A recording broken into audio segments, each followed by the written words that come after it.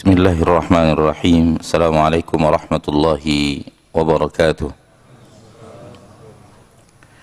Innal hamdalillah nahmaduhu wa nasta'inuhu wa nastaghfiruh wa na'udzu billahi min shururi anfusina wa min sayyiati a'malina. Man yahdihillahu fala mudilla lahu wa man yudlil فلا هادي له أشهد أن لا إله إلا الله وحده لا شريك له وأشهد أن محمدا عبده ورسوله صلى الله عليه وعلى آله وأصحابه ومن تبعهم بإحسان إلى يوم الدين وسلم تسليما كثيرا. يا أيها الذين آمنوا اتقوا الله حق تقاته ولا تموتن إلا وأنتم مسلمون. يا أيها الناس اتقوا ربكم الذي خلقكم من نفس واحدة وخلق منها زوجها وبث منهما رجالا كثيرا ونساء واتقوا الله الذي تساءلون به والأرحام إن الله كان عليكم رقيبا.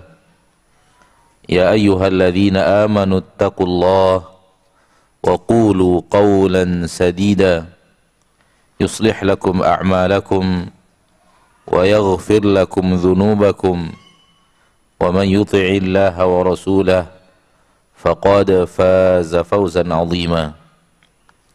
أما بعد فإن أصدق الحديث كتاب الله وخير الهدي هدي محمد صلى الله عليه وسلم وشر الأمور محدثاتها فإن كل محدثة بدعة وكل بدعة ضلالة وكل ضلالة في النار.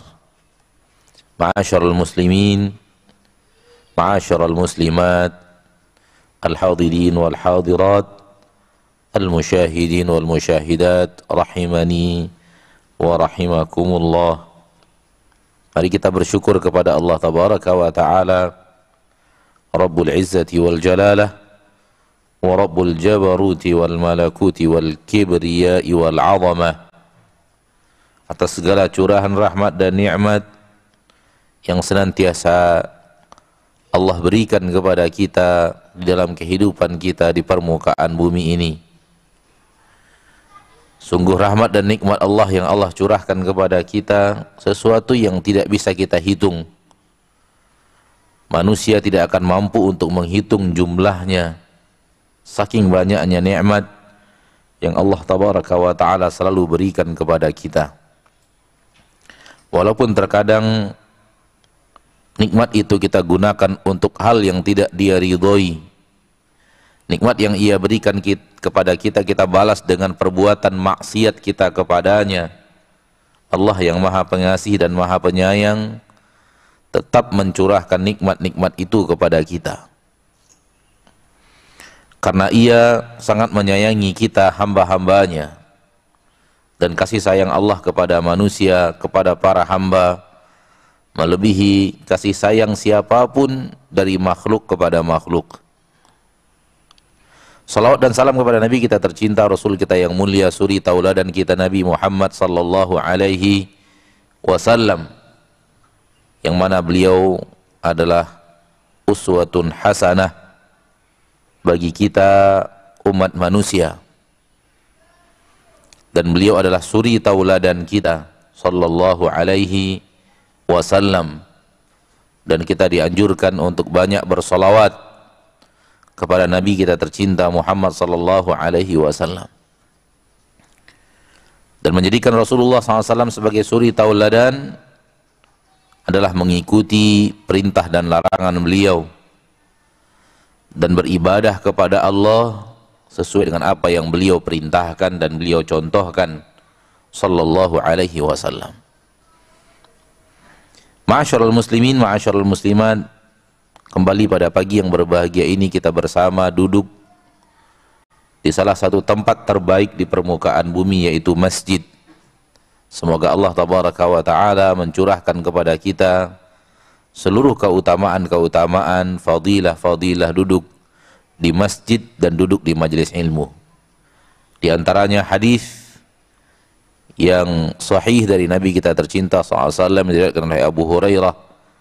Nabi kita sallallahu alaihi wasallam bersabda, "Majtama'a qaumun fi baitin min buyutillah yatluna kitab Allah wa yatadarasunahu bainahum illa nazalat alaihimus sakinah wa ghashiyatuhumur rahmah wa haffathumul malaikah wa dzakarahumullahu fi man indah."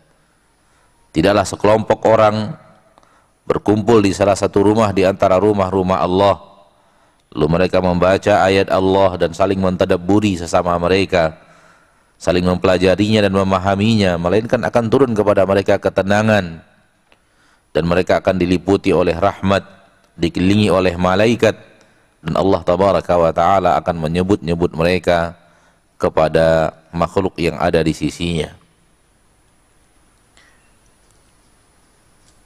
Kembali kita lanjutkan bahasan kitab Tauhid kita, karya Fadilatul Syekh Muhammad Ibni Abdul Wahhab, masih di dalam bab barang siapa yang mengambil-ngambil berkah dengan pohon atau batu dan yang lainnya. Dan kita sudah 2 majelis sebelum ini membicarakan hal tersebut. Kita mengatakan bahwa berkah hanya milik Allah subhanahu wa ta'ala, dan Allah hanya berikan kepada makhluk-makhluk yang Allah inginkan dan waktu-waktu yang Allah inginkan, dan Allah berikan kepada tempat-tempat yang Allah inginkan, dan semuanya telah diterangkan kepada kita di dalam sunnah Nabi kita tercinta Muhammad sallallahu alaihi wasallam. Dan hanya boleh mengambil berkah dari tempat-tempat dan waktu-waktu yang telah diterangkan di dalam Al-Quran dan Sunnah, dengan cara yang telah diajarkan di dalam Al-Quran atau Sunnah. Jadi hanya boleh mengambil berkah dari apa yang telah dinyatakan bahwa dia memiliki berkah, dan hanya boleh dengan cara yang diajarkan oleh Allah tabaraka wa ta'ala kepada kita melalui Rasul kita tercinta Muhammad sallallahu alaihi wasallam. Adapun mengambil berkah dari sesuatu yang tidak ada keterangannya di dalam Al-Quran dan tidak ada keterangannya di dalam hadis, maka itu adalah perbuatan yang bisa menjerumuskan manusia ke dalam kesyirikan. Bisa menjerumuskan dia ke dalam kesyirikan, dan mungkin kesyirikan itu adalah kesyirikan kecil manakala dia tetap berkeyakinan datang dari Allah melalui benda tersebut, melalui tempat tersebut, karena dia telah menjadikan sesuatu penyebab datangnya berkah yang tidak ada tuntunannya di dalam sunnah Nabi kita tercinta Muhammad sallallahu alaihi wasallam. Terjatuh ke dalam syirik kecil. Namun bisa juga terjerumus ke dalam syirik besar manakala diyakini bahwa sesuatu itu yang memang memiliki berkah, sesuatu itu yang memang memberikan berkah, sehingga telah ada sesuatu selain Allah yang memiliki sebuah kekuatan, sehingga telah ada sesuatu selain Allah yang telah mampu memberikan kepada kita sesuatu, padahal yang memberi hanya Allah subhanahu wa ta'ala. Aqidah seorang mukmin yang bertauhid, satu-satunya yang memberikan kepada kita hanyalah Allah. Satu-satunya yang bisa memberikan sesuatu yang dia inginkan hanya Allah subhanahu wa ta'ala, Rabbul Izzati wal Jalalah.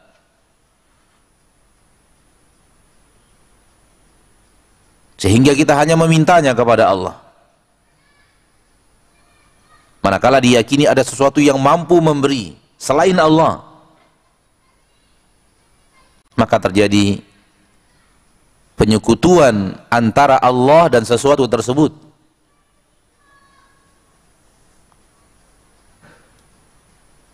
Dan ini telah kita uraikan di 2 majelis sebelum ini, dan pada majelis yang berbahagia ini, pada kesempatan yang Allah mudahkan pertemuan pada subuh yang berbahagia ini, kita kembali kepada dalil yang kedua daripada yang ada di dalam kitab, yaitu hadis dari sahabat Nabi yang mulia Abi Waqid Al-Laythi radhiyallahu taala anhu wa ardhah.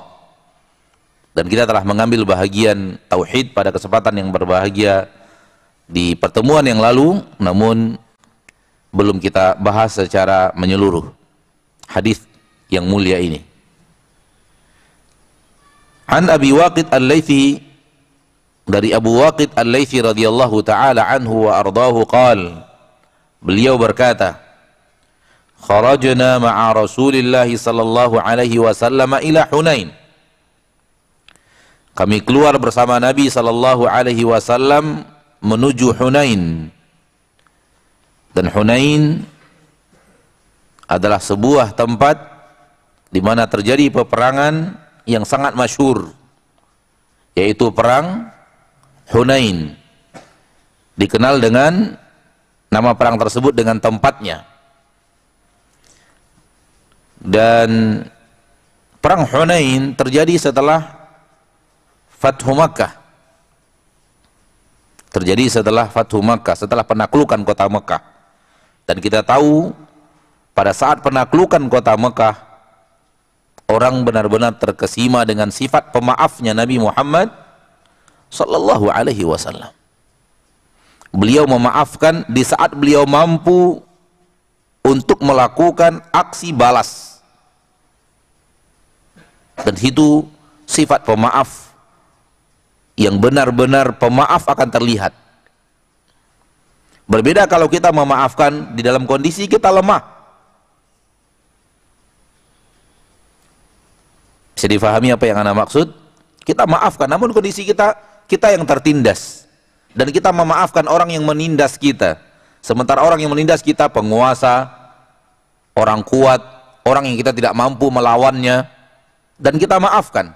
Itu juga bagus. Akan tetapi yang lebih hebat daripada itu adalah memaafkan di saat kita mampu untuk menuntut balas.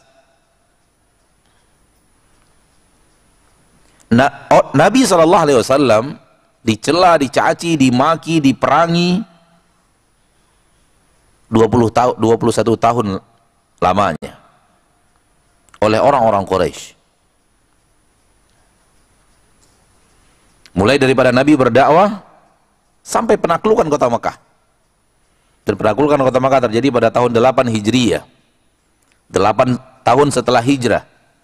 Ditambah 13 tahun selama di kota Makkah. Tidak sedikit aniaya, cacian, makian, bahkan usaha untuk membunuh Nabi SAW dilakukan oleh orang-orang Quraisy. Di Fathu Makkah, Nabi Muhammad SAW mengalahkan mereka semua. Mekah takluk dengan tanpa perlawanan, dan hukum perang baik di zaman itu ataupun telah diakui di dalam agama Islam, siapa yang kalah perang otomatis menjadi budak. Hanya itu satu bab di dalam agama kita, bolehnya seseorang menjadi budak, yaitu orang kafir kalah dalam peperangan bersama umat Islam.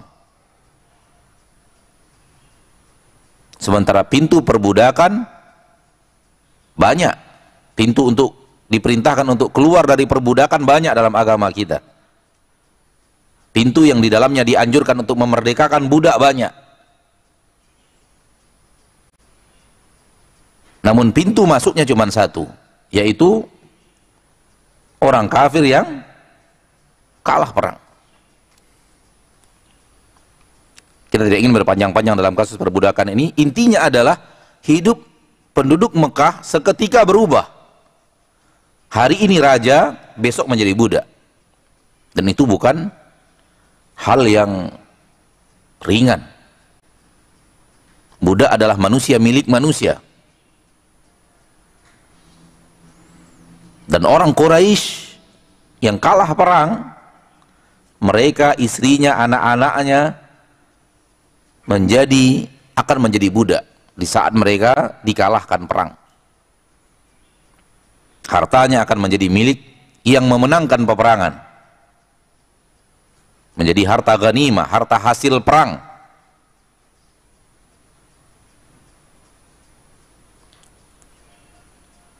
Namun Nabi kita tercinta SAW memperlihatkan sifat pemaaf yang luar biasa.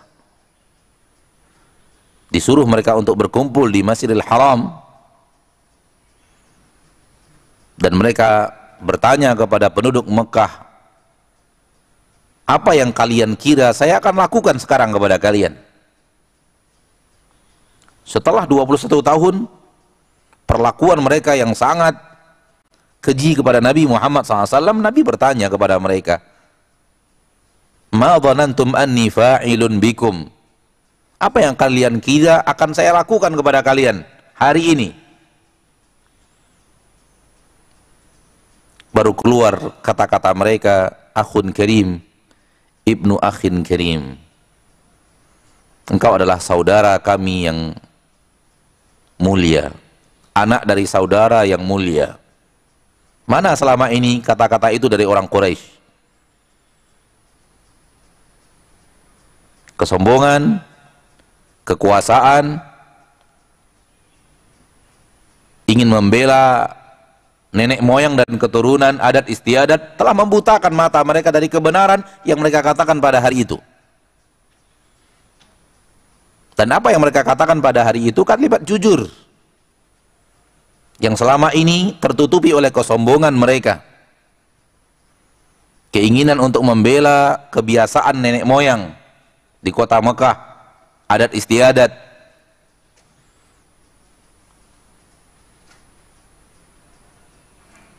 Kata Nabi kita tercinta sallallahu alaihi wasallam, idhabu fa antumut tulaqa, pergilah kalian kemanapun kalian mau pergi. Idhabu, pergilah.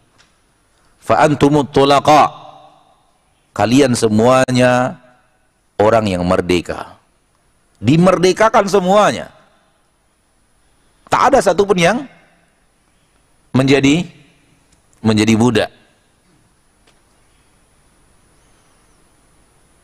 Tertegun mereka-mereka yang merasa hari itu akan menjadi budak dengan pemaafnya Nabi yang luar biasa, dan berbondong-bondonglah mereka memeluk agama Islam. Jadi bukan serta-merta karena kalah perang lalu masuk Islam, akan tetapi melihat agama pemaaf Nabi Shallallahu Alaihi Wasallam yang luar biasa, tak seorang pun yang ditawan, tak seorang pun yang menjadi budak, semuanya dimerdekakan.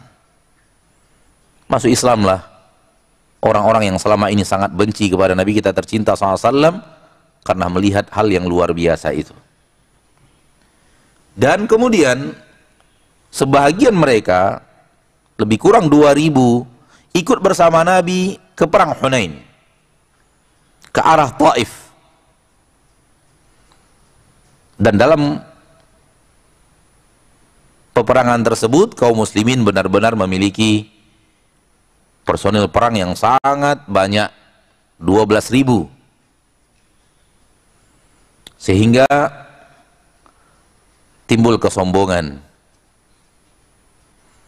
dan sebahagian mereka berkata lan naglibal yauma an qillah, ada di dalam Al-Qur'anul Karim. Perang Hunain kita tidak akan kalah. Kenapa? Karena kita jumlahnya sudah tidak sedikit lagi. Selama ini Nabi SAW berperang selalu menang, padahal pasukan perangnya sedikit. Sekarang kita tidak sedikit lagi, itu sudah banyak. Falan nagliba, kita tidak akan kalah dalam peperangan Hunain ini. Kesombongan sebahagian kecil yang dilihat oleh Allah Tabaraka wa Ta'ala, itu yang kemudian Allah mentakdirkan hal yang berbeda, yaitu kalah di awal peperangan. Pasukan Hunain, pasukan orang-orang kufar yaitu Bani Thaqif dan Bani Hawazin benar-benar mampu membuat kalang kabut pasukan kaum muslimin. Mereka diserang di tempat yang sempit dari atas dengan aneka ragam bebatuan yang dilemparkan ke bawah, hujanan panah, sehingga benar-benar umat Islam kocar-kacir dan kemudian berlarian ke belakang. Allah ingin menunjukkan bahwa bukan karena banyaknya kalian menang, dan bukan karena kekuatan kalian menang, namun murni anugerah Allah subhanahu wa ta'ala. Dan di saat pasukan berlarian ke belakang, Nabi SAW yang mulia maju ke depan. Ini salah satu mauqif yang menunjukkan bahwa Nabi SAW memiliki keberanian yang luar biasa, di mana pasukan dan yang mundur itu bukan pasukan sembarangan, pasukan pilihan yang sudah terlatih, pasukan-pasukan hebat, para sahabat yang memang ingin mencari syahadah. Pasukan itu yang dipukul mundur oleh orang-orang Bani Thaqif. Pasukan yang hadir di perang Badar, di perang Uhud, yang kondisi perang Hunain adalah setelah berkali-kali peperangan yang mereka lakukan. Semua rata-rata lari ke belakang, namun di saat itu Nabi SAW maju, justru maju ke depan dan mengatakan, ana nabiyyun la kadhib, ana ibnu Abdul Muttalib, saya nabi bukan dusta, saya anak Abdul Muttalib.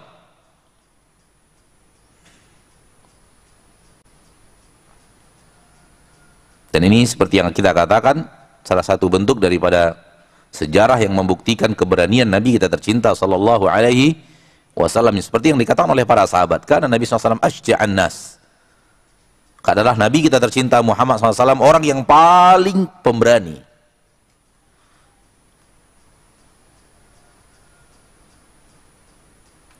Namun setelah Allah tabaraka wa ta'ala memberikan pelajaran disebabkan kesombongan sebahagian kecil pasukan, kemudian Allah tabaraka wa ta'ala kembalikan kemenangan dengan mengembalikan pasukan-pasukan kaum muslimin melihat Nabi SAW maju ke depan dan memanggil mereka. Datanglah Ansar, datanglah Muhajirin, datanglah pasukan-pasukan yang melihat Nabi maju ke depan, kemudian mereka kembali menyusun kekuatan perang dan berhadapan dengan Bani Thaqif sampai memenangkan peperangan. Inilah dia Hunain. Terjadi setelah penaklukan kota Mekah, dan mereka mendapatkan harta hasil perang yang luar biasa banyak. Karena melihat pasukan perang kaum muslimin yang begitu banyak dan pengalaman perang mereka yang begitu hebat, Bani Thaqif dan Bani Hawazin, mereka sebelum perang rapat bagaimana cara berhadapan dengan pasukan yang selama ini selalu memenangkan pertempuran, dan jumlah mereka sekarang tidak sedikit. Maka dalam rapat tersebut, tetua mereka memberikan usulan, bawa semua harta kalian, bawa semua anak dan istri kalian ke medan perang, letakkan di belakang. Supaya apa? Supaya kalian semangat membela mereka. Kalau kalian kalah, mereka akan menjadi budak. Mereka akan menjadi tawanan perang, menjadi budak, dan harta kalian akan diambil oleh mereka. Bawa semuanya, terlihat oleh kalian semangat kalian berperang. Sehingga memang betul-betul Bani Hawazin dan Bani Thaqif membawa semua harta mereka.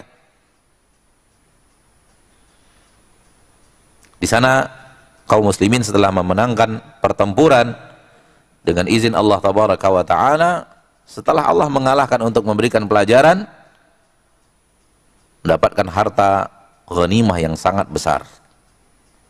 Terlihat kembali hal yang luar biasa dari Nabi kita tercinta Muhammad sallallahu alaihi wasallam, di mana beliau memperlihatkan kedermawanannya yang luar biasa kepada mantan musuhnya.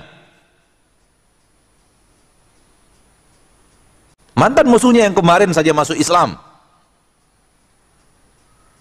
yang selama ini mencela, mencaci, memaki, memerangi, justru mereka yang diberikan harta yang sangat banyak. Harta apa? Harta hasil perang, bukan rampasan perang.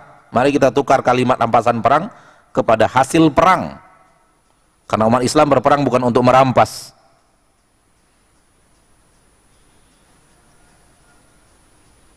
Terbiasa umat Islam mengatakan ghanimah adalah harta rampasan perang. Namun kalimat ini agak aneh. Harta rampasan perang, rampas, tukar. Harta hasil perang. Mudah-mudahan kalimat ini lebih baik ya daripada kalimat sebelumnya. Walau kalimat sebelumnya lebih terkenal, lebih familiar di lisan umat Islam. Ala kulli hal, orang-orang yang selama ini memusuhi diberikan harta hasil perang yang sangat banyak. 100 ekor unta, 100 ekor unta, 100 ekor unta.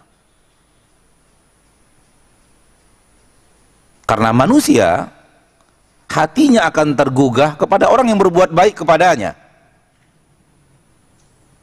Dan rata-rata hati manusia tergugah kalau dia diberikan harta.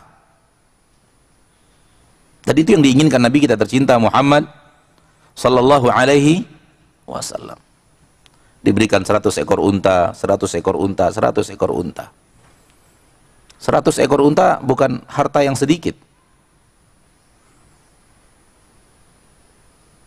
Seandainya harga unta sekarang sekitar 18 juta atau 20 juta satu ekor, tinggal dikalikan 100. 100 kali 20 berapa? 20 juta kali 100 2 miliar. 2 miliar. 100 ekor unta 2 miliar. Satu orang diberikan untuk melembutkan hati mereka kepada agama Islam. Kedermawanan yang luar biasa dari Nabi kita tercinta sallallahu alaihi wasallam. Dan terjadi hal yang luar biasa lagi. Orang-orang yang datang perang bersama Nabi dari kota Madinah tak dapat harta itu sedikit pun.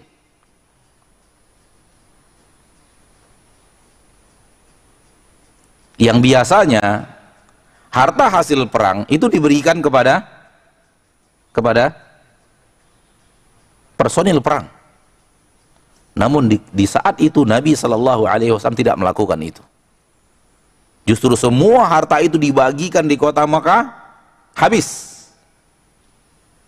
kepada orang-orang yang baru masuk agama Islam. Sehingga pasukan yang datang dari Madinah tidak mendapatkan apapun. Dan mayoritas mereka adalah Ansar.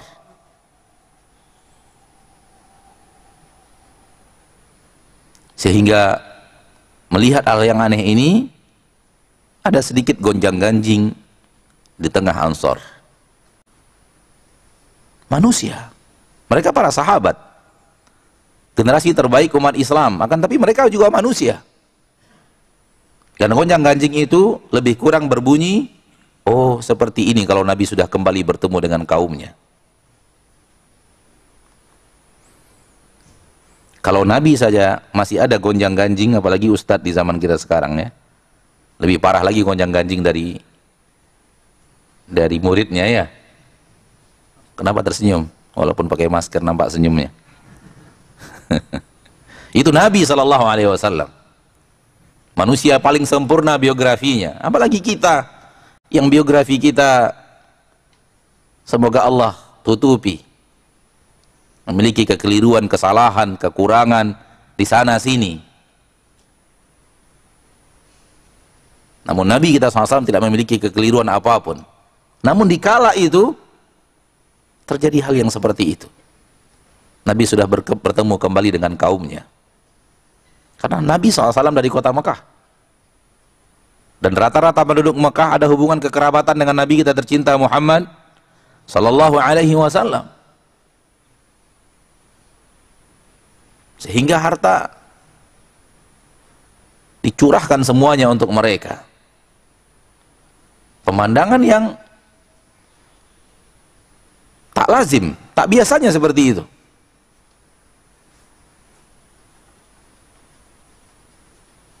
Ketika itu Nabi SAW memanggil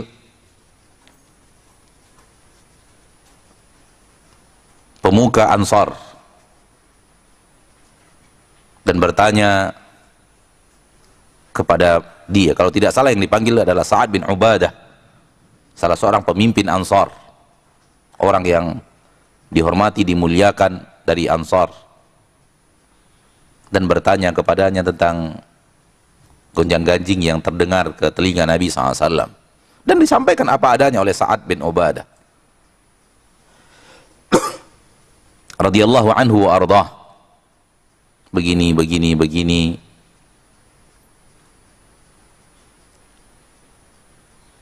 Akhirnya Nabi SAW perintahkan Sa'ad bin Ubadah, kumpulkan Ansar di suatu tempat dan jangan masuk kecuali Ansar saja. Maka dikumpulkan Ansar, didatangi oleh Nabi kita tercinta Sallallahu Alaihi Wasallam, dan bertanya Nabi SAW kepada, ini pasca Hunain, Nabi SAW bertanya kepada kaum Ansar, wahai Ansar, sampai kepada aku ucapan dari kalian seperti ini dan seperti ini. Tidakkah sebelumnya kalian adalah orang yang sesat, dan Allah Tabaraka wa Ta'ala berikan kalian hidayah melalui aku? Tidakkah kalian sebelumnya adalah orang yang begini, lalu Allah memberikan kepada kalian melaluiku seperti ini? Al-Ansar terdiam, dan Nabi SAW bertanya, "Ala tujibuni ya ma'syarul Ansar?" Kenapa tak seorang pun di antara kalian menjawab pertanyaanku, wahai Ansar? Ansar menjawab, bagaimana kami akan menjawabnya Rasulullah? Katakan kepada aku, bukankah kamu sebelum ini wahai Nabi adalah orang yang terusir dan kami yang menerimamu di kampung kami? Bukankah selama ini engkau orang yang diperangi dan kami yang membelamu? Jawab seperti itu, seperti yang ada dalam Al-Quran surat Ad-Duha.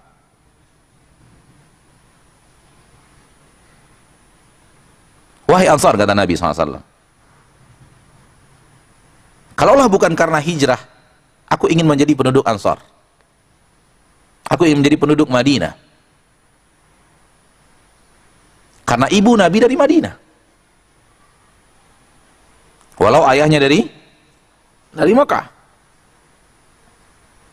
Ketahuilah wahai Ansar, kalian bagiku bagaikan pakaian bagian luar, bagian dalam dari tubuhku, dan manusia adalah bagaikan pakaian luar bagiku.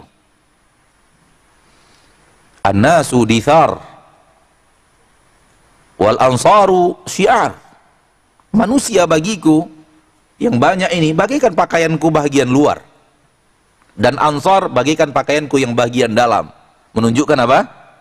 Sangat dekat di hati Nabi orang Ansar, yang sangat dekat dengan Nabi dan bersentuhan dengan tubuh Nabi Sallallahu Alaihi Wasallam. Dan terakhir Nabi mengatakan, ya ma'syarul Ansar, wahai sekalian Ansar, tidakkah kalian ridho, wahai ma'syarul Ansar, manusia pulang ke rumahnya membawa unta, membawa kambing, dan kalian pulang ke negeri kalian dengan membawa Rasulullah Sallallahu Alaihi Wasallam?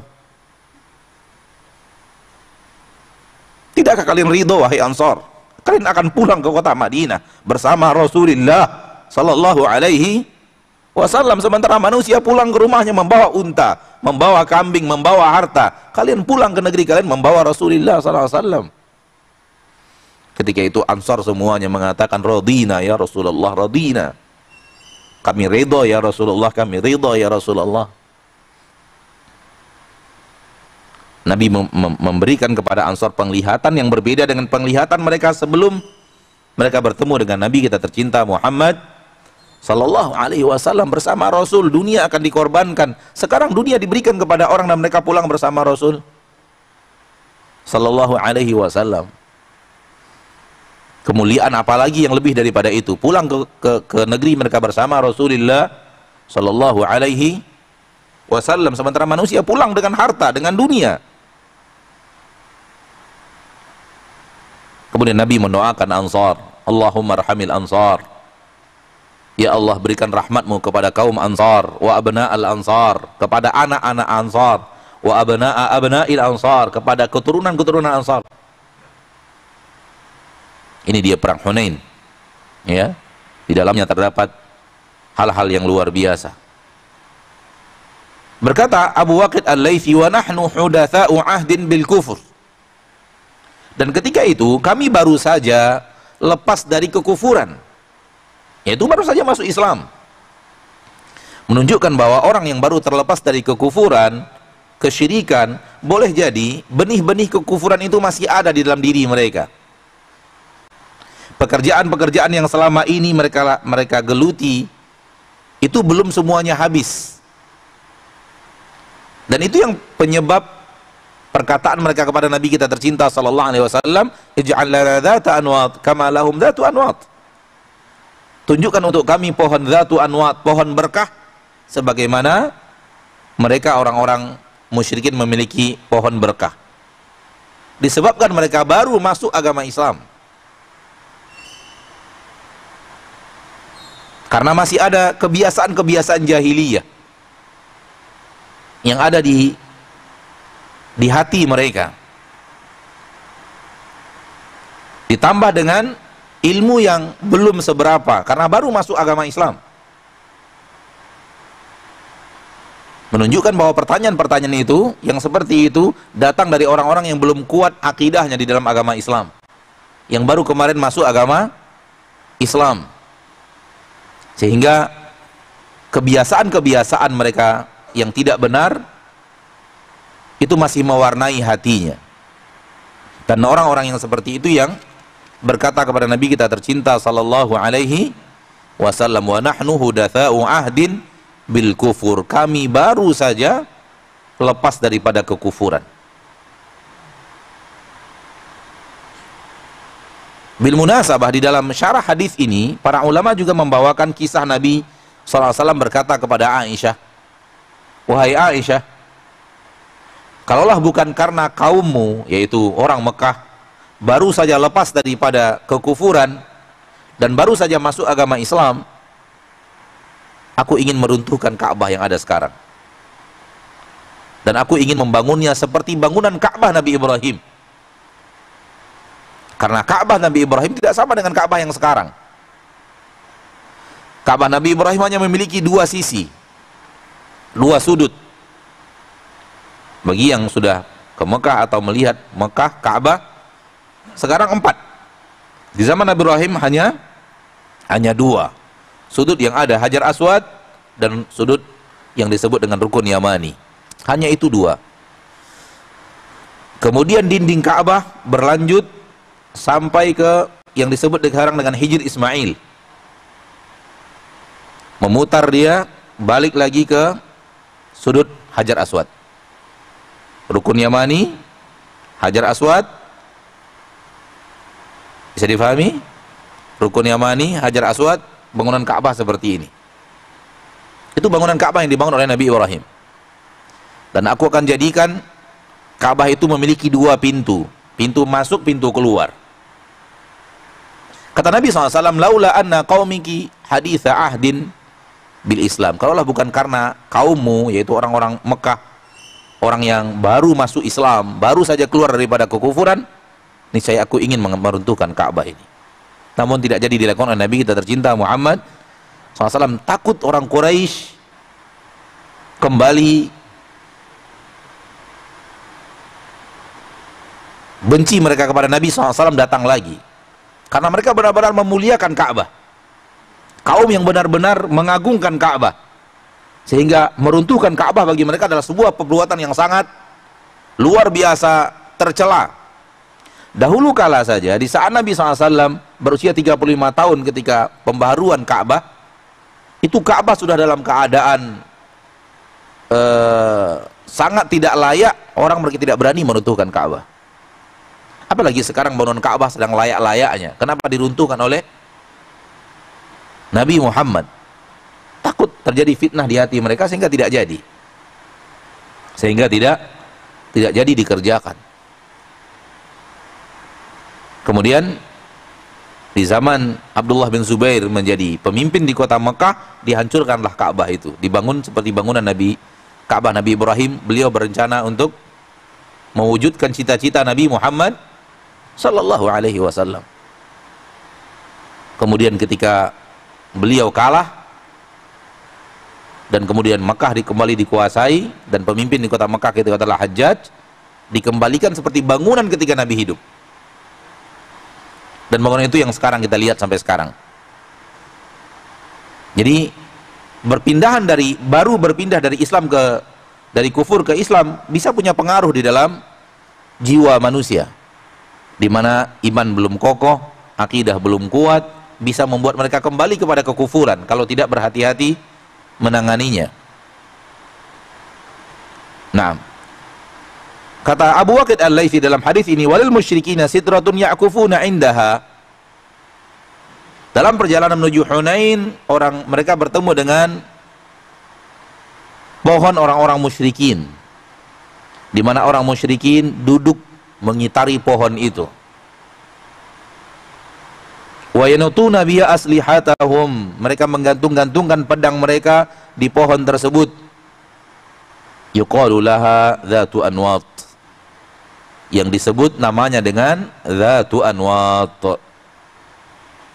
Ini dia yang kita bahas 2 hari yang lalu, 2 pertemuan sebelumnya, kebiasaan mengambil berkah dari suatu benda. Kebiasaan mengambil berkah dari suatu benda. Di sini bendanya adalah pohon. Dan benda itu hanya wasilah. Bisa saja pohon itu berganti kepada hal yang lainnya. Diyakini memiliki berkah, memberikan berkah dan yang lainnya.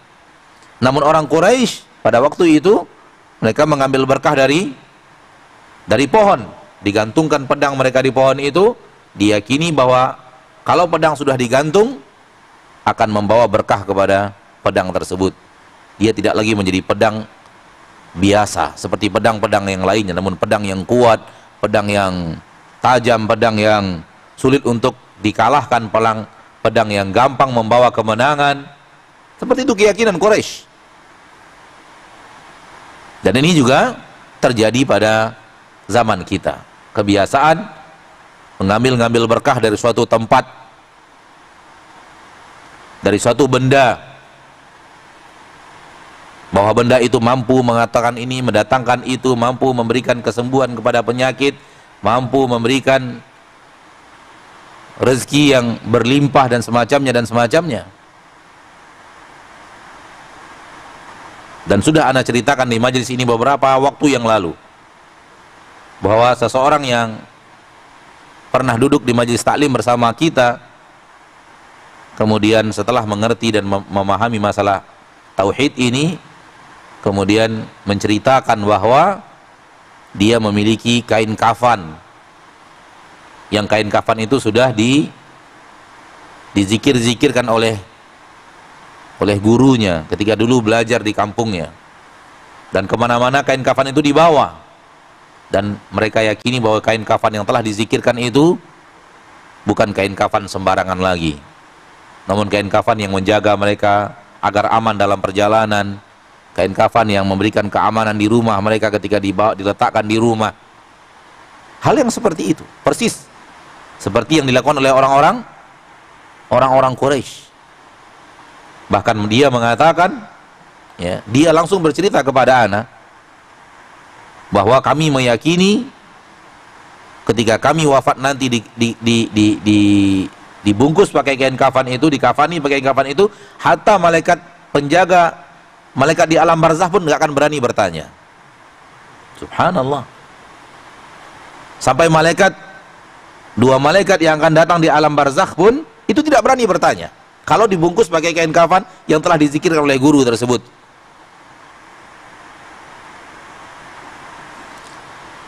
Mempermainkan agama manusia. Dan manusia tertarik karena dia mendatangkan maslahat untuk diri mereka. Apatah lagi datang dari seorang guru agama. Dua yang banyak merusak agama ini. Orang yang rajin beribadah diyakini sebagai ahli ilmu, padahal dia tidak berilmu. Dia hanya rajin beribadah saja, rajin berzikir, rajin sholat, rajin puasa, namun tidak memiliki ilmu. Salah satu diantaranya adalah contoh yang tadi. Sehingga membawa kerusakan di agama manusia, di agama orang yang mereka ajarkan. Dan yang paling berbahaya adalah ini, ketika sang guru justru mengajarkan kesyirikan. Na'udzubillah min dzalik. Dan yang kedua yang paling merusak dalam agama Allah adalah orang yang berilmu namun tidak mengamalkan ilmunya. Orang yang berilmu mengikuti syahwatnya, namun dia berilmu. Dia belajar agama, namun kemudian dia tidak mengikuti agama itu, justru mengikuti syahwatnya. Sehingga di dalam diskusi dia selalu pandai berdiskusi, mengalahkan pembicaraan orang-orang yang di hadapannya karena dia berilmu. Akan tapi telah terjemus dengan mengikuti syahwat. Ini dua yang merusak. Sebagaimana kata Imam Sufyan Ats-Tsauri, "Ihdharu fitnatal alim." Ihdharu fitnata al-abidil jahil wal alimil fajir. Jauhi fitnah seorang yang ahli ibadah namun jahil, dan jauhi fitnah seorang yang berilmu namun fajir. Fajir artinya banyak berbuat dosa. Fa inna fitnatahuma fitnatun likulli maftun. Karena dua fitnah inilah yang merupakan fitnah bagi siapapun yang terfitnah dari agama Allah. Siapapun yang kemudian terseleweng dari agama Allah, fitnahnya dari dua ini. Abid al-jahil, orang yang ahli ibadah namun tidak berilmu, dan yang kedua al-alim, berilmu namun mengikuti syahwat. Fa inna fitnatahuma fitnatun likulli maftun. Karena fitnah keduanya adalah fitnah untuk siapapun yang terfitnah di atas agama Allah. Jadi ini kebiasaan orang Quraisy, mengambil berkah, dan alangkah banyaknya orang yang mengajarkan hal yang seperti ini di tengah kita sekarang. Yang kemudian memberikan ini, dan disuruh pergi ke sana, karena di sana tempat yang tidak sembarangan. Ya, sudah kita katakan pada pertemuan yang lalu, rata-rata ada 3 tempat, 3 benda yang sering manusia merasa di sana ada berkah. 2 telah disebutkan, yaitu pohon dan batu. Dan yang ketiga adalah kuburan. Dan 3 berhala besar Quraisy adalah 3 jenis yang tadi. Lata adalah kuburan, Uzza adalah pohon, dan Manah adalah batu. Yang diyakini tidak sembarang pohon, tidak sembarang batu, dan tidak sembarang kuburan, namun sesuatu yang bisa mendatangkan keberkahan. Ma'asyiral muslimin, ma'asyiral muslimat, kita lanjutkan. Famararna bisidratin faqulna ya Rasulullah.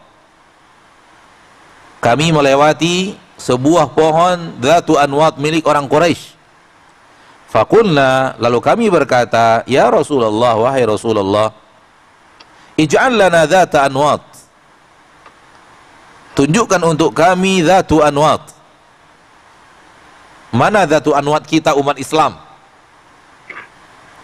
Mana dzatu anwat kita umat Islam? Kama lahum dzatu anwat, sebagaimana mereka memiliki dzatu anwat. Ini yang kita katakan tadi, bekas-bekas kemusyrikan yang masih melekat pada tubuh orang-orang yang baru masuk agama Islam. Mereka mengira bahwa itu pekerjaan yang juga ada di dalam agama Islam. Kebiasaan mengambil berkah dari sebuah pohon. Dan apa yang mereka minta kepada Nabi adalah meminta kesyirikan.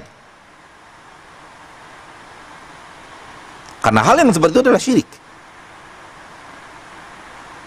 Imma jatuhnya kepada syirik kecil atau jatuhnya kepada syirik besar. Na'udzubillahi min dzalik. Kalau sampai meyakini benda itu yang bisa memberikan, dia yang bisa memiliki kekuatan super yang bisa memberi, maka telah ada sebuah pengatur selain Allah.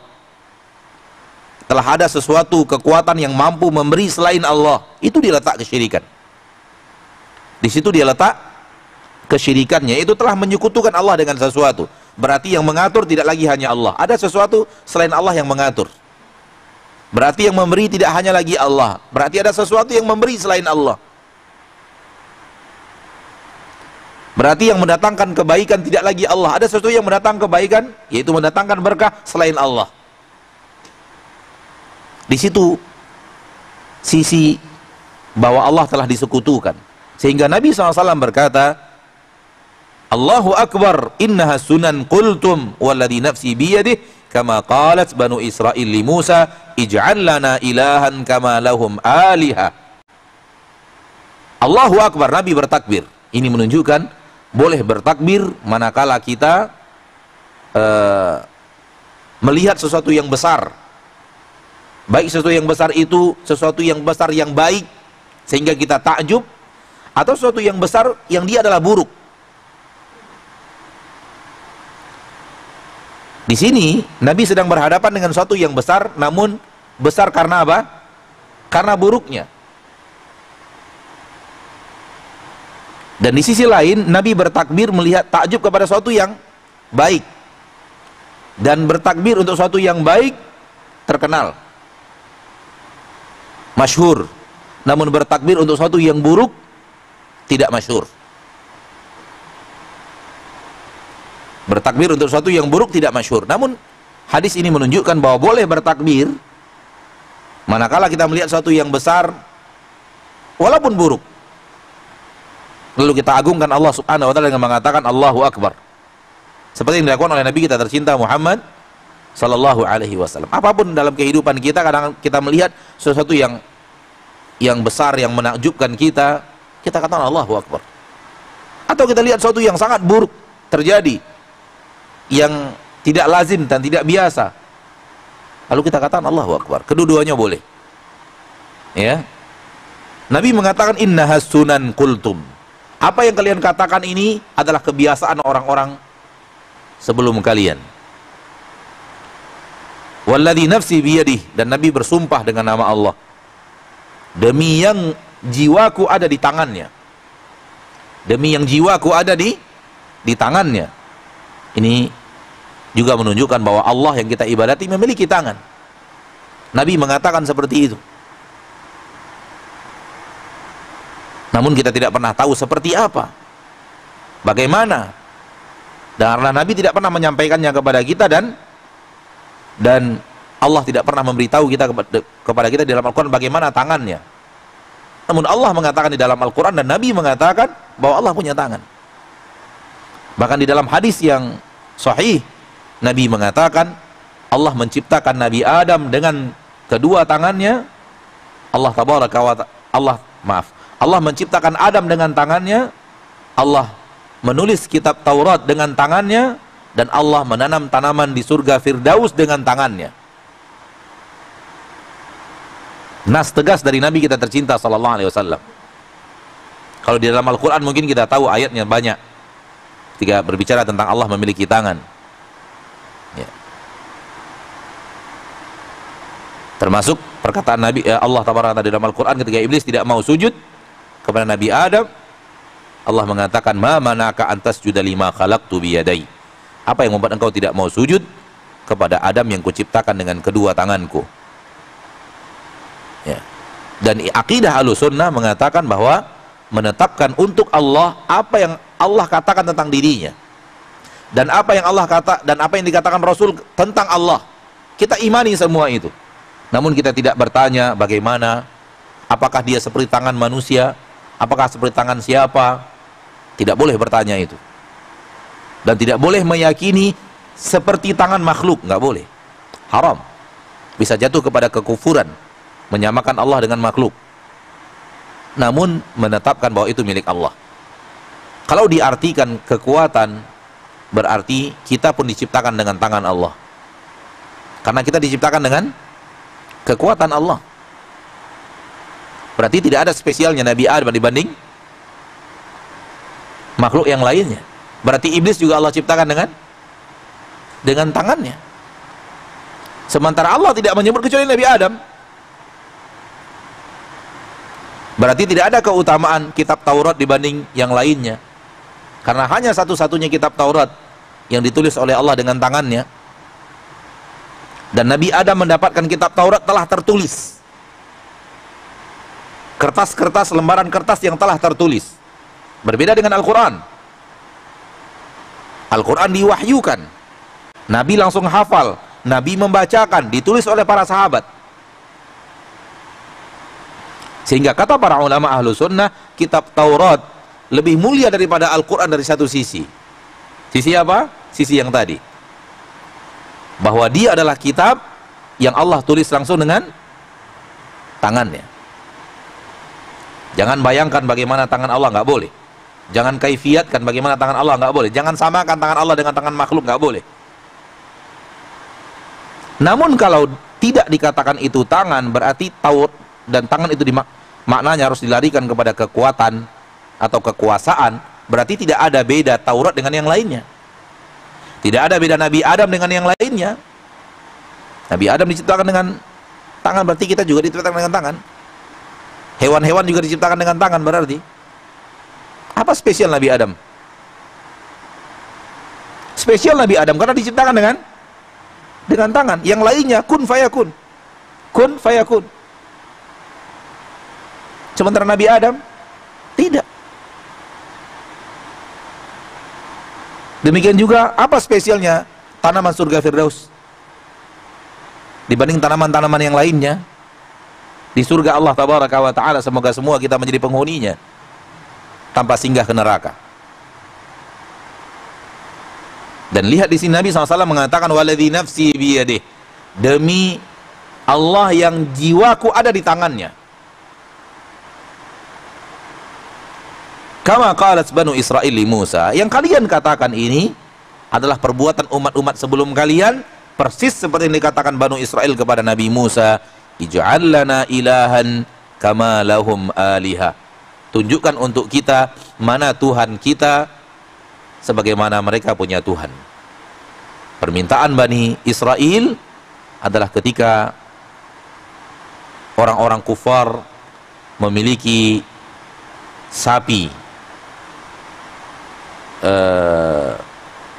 patung sapi yang disihir oleh Samiri sehingga bisa mengeluarkan suara, kemudian diibadati, dianggap sapi berkah, patung sapi yang bisa begini, bisa begitu. Sehingga ketika Nabi Musa kembali kepada kaumnya, kaumnya meminta kepada Nabi Musa, buatkan untuk kita sapi seperti yang dimiliki oleh Samiri dan disembah oleh kaumnya. Tunjukkan untuk kami Tuhan kami, Tuhan sapi kita yang mana? Yang kalian minta ini sama yang diminta oleh Banu Israel kepada Musa. Mereka minta Tuhan tapi sapi, bentuknya adalah batu. Yang kalian minta sekarang Tuhan juga, ilah yang diibadati, namun bentuknya pohon. Lihat persis kesyirikan yang terjadi di depan sapi, disamakan Nabi dengan kesyirikan yang terjadi di depan pohon. Maka dia adalah kesyirikan, karena telah menjadikan sesuatu selain Allah sesuatu yang diibadati. Lalu Nabi SAW mengatakan bahwa ini adalah permintaan kalian sama dengan permintaan Banu Israel, ij'al lana ilahan kama lahum aliha qala innakum qaumun tajhalun. Tunjukkan untuk kita ilah yang diibadati sebagaimana mereka memiliki ilah. Qala, Nabi Musa menjawab, innakum qaumun tajhalun, kalian adalah kaum yang bodoh, tidak berilmu, jahil. Dan jahil yang paling parah adalah tidak berilmu tentang bagaimana kita harus berhadapan dengan Allah, bagaimana kita sebagai seorang hamba harus bermuamalah kepada Allah. Ini kejahilan yang paling jahil. Karena hak yang terbesar adalah hak Allah kepada kita, melebihi hak segala-galanya, melebihi hak orang tua kita, melebihi hak anak kita, istri kita, suami kita, orang tua kita. Nabi Muhammad sallallahu alaihi wasallam melebihi hak Allah, melebihi hak Nabi Muhammad sallallahu alaihi wasallam. Namun seorang hamba kemudian tidak tahu bagaimana dia harus bermuamalah kepada Rabb-nya. Ini adalah kejahilan yang paling parah. Ya. Kemudian Nabi mengatakan, la tarkabunna sanana man kana qablakum. Niscaya kalian akan melakukan sesuatu yang telah dilakukan oleh umat-umat sebelum kalian. Kalian akan melakukan kebiasaan orang-orang di luar agama Islam. Dan apa yang dikatakan oleh Nabi SAW ini adalah hal yang gaib. Kalian umat Islam ini akan melakukan hal yang dilakukan oleh orang-orang di luar agama Islam. Hal yang gaib, yang telah diwahyukan Allah kepada beliau, bahwa itu akan terjadi. Dan terjadi. Dan lihatlah umat Islam zaman kita sekarang, hampir semua yang ada dan kebiasaan orang-orang di luar Islam mereka amalkan. Hampir semua pola hidup, kebiasaan hidup orang-orang di luar agama Islam menjadi sesuatu yang mereka anggap hal yang modern yang harus diikuti. Na'udzubillah, tsumma na'udzubillahi min dzalik. Ma'asyiral muslimin, kita baca petikan-petikan pelajaran sebagaimana biasa. Kita tidak syarahkan, hanya petikan pelajaran karena dia telah masuk di dalam bahagian syarah yang telah kita syarahkan. Fi masail, di dalamnya ada beberapa pelajaran, petikan pelajaran. Yang pertama tafsir ayat An-Najm, tafsir surat Najm. Afaraitumul Lata wal Uzza wa Manata tsalitsatal ukhra. Telah kita tafsirkan pada pertemuan yang lalu. Ma'rifatu suratil al-amri alladhi tulibu, mengetahui bentuk daripada urusan yang mereka diperintahkan untuk melakukannya, yaitu hanya meminta kepada Allah Subhanahu wa ta'ala dan tidak mengambil berkah dari sesuatu apapun selain yang telah Allah sampaikan. Kaunuhum lam yaf'alu, sahabat belum mengerjakan sehingga tidak syirik, sehingga hanya bertanya kepada Nabi, meminta kepada Nabi tunjukkan, tidak melakukannya, sehingga tidak terjerumus mereka kepada melakukan kesalahan itu. Kaunuhum qasadut taqarruba ila Allah bidzalika li dhannihim annahu yuhibbuh. Mereka mengira bahwa mereka ingin untuk mendekatkan diri mereka kepada Allah dengan perbuatan itu, karena mereka mengira bahwa Allah mencintainya. Kebiasaan orang-orang yang di luar Islam, mereka mengira bahwa suatu itu dicintai dan terpuji sehingga mereka memintanya kepada Nabi SAW. Tujuan mereka untuk mendekatkan diri kepada Allah. Annahum idza jahilu hadza fa ghairuhum aula bil jahl. Mereka yang hidup bersama Nabi SAW tidak mengetahui itu, yang baru masuk Islam tentunya tidak mengetahui itu, yajhalu bidzalika, maka selain mereka lebih sangat mungkin untuk tidak mengetahuinya. Ini orang hidup bersama Nabi, yang hidup bersama para sahabat yang mulia, Abu Bakar, Umar, Utsman, hadir di saat itu.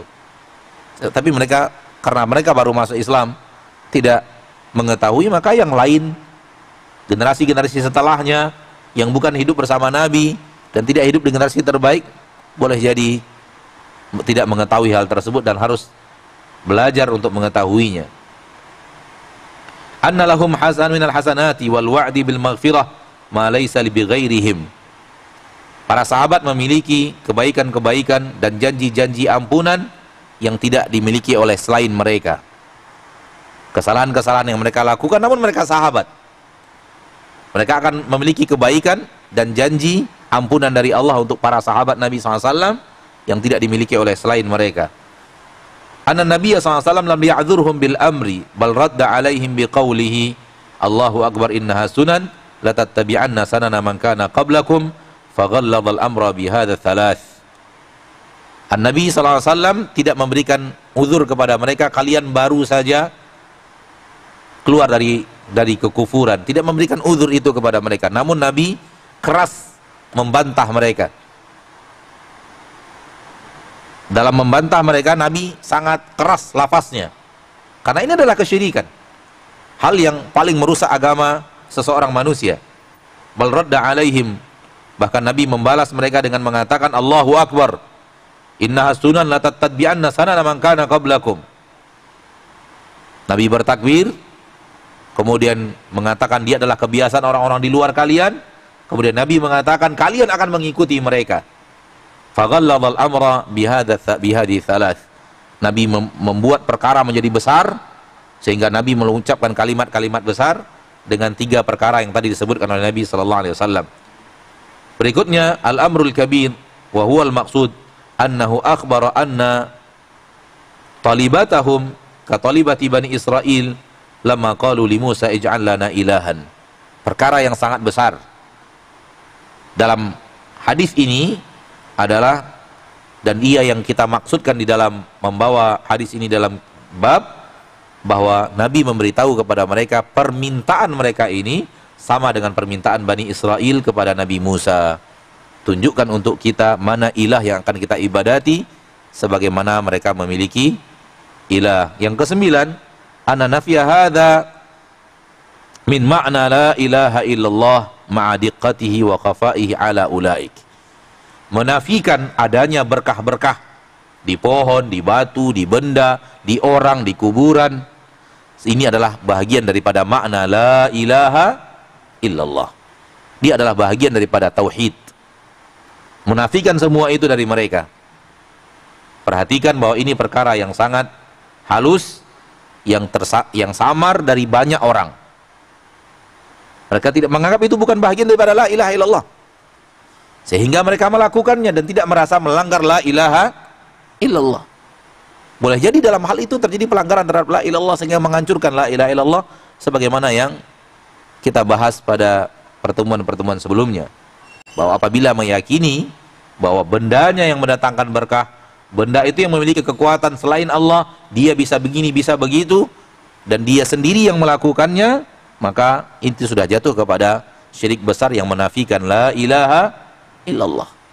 Maka tidak melakukan semua itu dan menjauhi semua itu adalah bahagian daripada la ilaha illallah yang harus kita pertahankan sampai akhir hayat. Al-ashirah, yang ke-10, annahu halafun 'alal futya wa huwa la yahlifu illa limaslahah.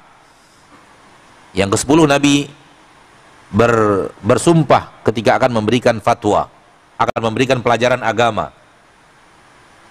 Nabi berkata tadi, walladzi nafsi biyadi, demi Allah yang jiwaku ada di tangannya. Nabi bersumpah, dan Nabi tidak bersumpah kecuali untuk sebuah maslahat. Bolehnya bersumpah untuk memberikan ilmu agama kepada seseorang. Yang berikutnya, al-hadi asyar, yang ke-11, anna syirka fi akbar wa asghar li'annahum lam yartaddu bihadza. Bahwa syirik terbagi 2, ada yang besar, ada yang kecil, dan permintaan para sahabat kepada Nabi tidak membuat mereka keluar dari agama Islam.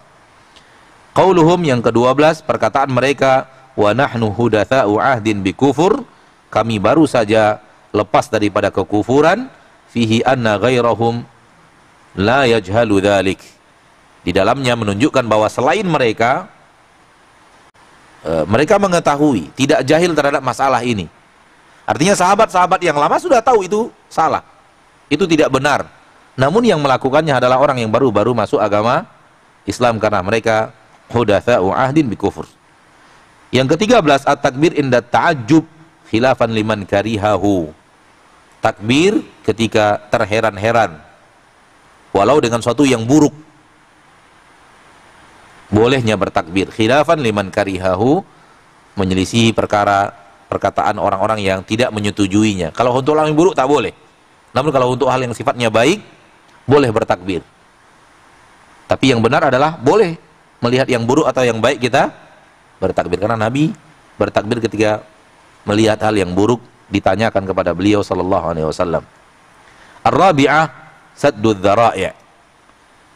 Yang ke Ar-rabi'ah ta'asyara, yang ketiga 14, menutup sesuatu yang bisa mendatangkan mudarat. Saddud dzari'ah maksudnya adalah menutup pintu-pintu datangnya mudarat. Al-khamisata asyara, yang ke-15, an-nahyu an tasyabuh bi ahlil jahiliyah. Larangan untuk menyerupai kaum jahiliyah. Larangan menyerupai kaum jahiliyah, dan itu jelas dalam bahasan kita tadi. As-sadisata asyara, yang ke-16, al-ghadabu 'inda ta'lim.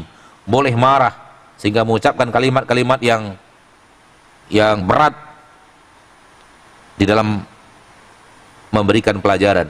As-sabi'ata asyarah, yang ke-17, al-qa'idatul kulliyah liqaulihi innaha sunan. Ada sebuah kaidah, yaitu perbuatan umat-umat sebelum kalian, as-sunan, akan kalian lakukan. Naam. Ats-tsaminata asyarah, anna hadza 'alaman min 'alamin nubuwah liqaunihi waqa'a kama akhbar. Ini adalah tanda-tanda di antara tanda-tanda kenabian. Alamun min 'alamin nubuwah. Tanda-tanda di antara mukjizat, tanda-tanda kenabian Nabi SAW. Karena ini adalah memberitakan sesuatu yang akan terjadi. Kalian umat Islam akan mengikuti kebiasaan orang-orang di luar agama Islam, dan terjadi sebagaimana yang beliau katakan. Dan keyakinan kita umat Islam bukan karena Nabi tahu yang gaib, namun karena Nabi diberitahu tentang yang gaib oleh Allah. Ini keyakinan kita. Ini akidah Ahlussunnah. Bukan karena Nabi tahu yang gaib. Nabi tidak tahu yang gaib. Karena di dalam ayat Al-Quran Allah mengatakan, Nabi disuruh mengatakan kepada umatnya, wala a'lamul gaib. Aku tidak tahu yang gaib. Di dalam Al-Quran ada.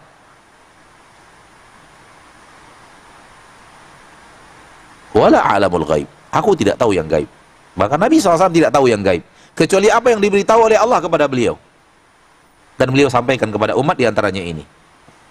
At-tasi'ata asyara, yang ke-19, anna ma dzamma Allahu bihi al-yahud wan nasara fil Qur'an annahu lana. Apa yang Allah cela di dalam Al-Qur'an terhadap orang Yahudi, orang Nasrani, itu termasuk celaan kepada kita kalau kita melakukannya. Maka celaannya tidak hanya kepada orang Yahudi dan Nasara, tapi siapapun yang melakukan seperti perbuatan mereka termasuk tercela. Yang ke-20, annahu mutaqarrirun indahum anna al-ibadat mabnaha 'alal amr. Sesuatu yang jelas di tengah para sahabat, sesuatu yang sangat dimaklumi oleh para sahabat, bahwa ibadat pondasinya adalah perintah dari Nabi. Maksudnya adalah para sahabat itu mengetahui kalau untuk beribadah nunggu perintah dulu, nunggu perintah baru beribadah. Kenapa? Karena mereka minta kepada Nabi. Ketika ingin beribadah mereka tidak sembarangan, mereka minta kepada Nabi. Menunjukkan bahwa mereka tahu dalam beribadah nunggu perintah dari Nabi. Fasara fihi tanbih ala masailil qabr. Sehingga di dalamnya ada peringatan terhadap masalah kubur. Man rabbuk, siapa Rabbmu? Fawadih, ini suatu yang sangat jelas. Man nabiyuk, siapa nabimu? Famin ikhbarihi bi amba'il ghaib, berita-berita dari Nabi SAW tentang masalah-masalah gaib. Wa amma ma dinuk famin qawli ij'al lana ilahan kama lahum ailah ila akhiri. Maksudnya di dalam kalimat ini adalah di dalam masalah tadi yang kita bahas ada hubungan dengan pertanyaan dalam kubur. Bisa diambil di dalamnya pelajaran. Malaikat akan bertanya, man rabbuk, siapa yang kau ibadati? Maka peribadatan kepada selain Allah dilarang. Kemudian man nabiyuk, siapa nabimu? Nunggu perintah dari Nabi baru boleh berbuat. Madinuk, apa agamamu? Apakah kamu memerintahkan? Ternyata tidak. Nabi mengatakan bahwa ini adalah perbuatan orang-orang Banu Israel kepada Nabi Musa. Maka di dalamnya terdapat 3 hal yang menunjukkan kepada pertanyaan di alam kubur. Al-hadiyata wa ishrin, yang 21, anna sunnata ahlil kitab madmumatun ka sunnatil musyrikin. kebiasaan orang-orang ahli kitab adalah kebiasaan yang tercela, sebagaimana kebiasaan orang musyrikin. Ya, tidak hanya orang musyrik yang bukan ahlul kitab, namun ahlul kitab pun Yahudi dan Nasrani, kebiasaan di tengah mereka juga merupakan hal yang tidak baik dan tercela. Berikutnya yang terakhir, annal muntaqil minal batil alladhi a'tadahu qalbuhu la yu'minu la yu'manu an yakuna fi qalbihi baqiyatun min tilkal adat. Bahwasanya orang yang baru pindah dari kebatilan menuju kebenaran, yang telah terbiasa hatinya dalam kebatilan itu, maka sangat kemungkinan di hatinya masih tersisa sesuatu dari kebiasaan-kebiasaan tersebut. Masih ada kemungkinan dan tidak aman dari terbebas. Di hatinya ada sisa-sisa dari kebiasaan ketika mereka berada di atas kebatilan, sebagaimana yang ada di dalam hadis tadi, liqaulihim, karena mereka mengatakan wa nahnu hudatsa'u ahdin bikufur, dan kami adalah kaum yang baru saja berpisah daripada kekufuran. Ini yang bisa kita sampaikan pada kesempatan yang berbahagia ini. Semoga bermanfaat dan semoga Allah tabaraka wa taala rabbul izzati wal jalalah menjaga agama kita dan agama saudara-saudari kita kaum muslimin dan muslimat dari terjerumus ke dalam kesyirikan dan terjerumus ke dalam kekufuran dan terjerumus ke dalam kemunafikan yang bisa menghancurkan akidah kita, menghancurkan la ilaha illallah kita. Amin ya rabbal alamin. Subhanakallahumma wa bihamdik, asyhadu an la ilaha illa anta, astaghfiruka wa atubu ilaik. Wassalamualaikum warahmatullahi wabarakatuh.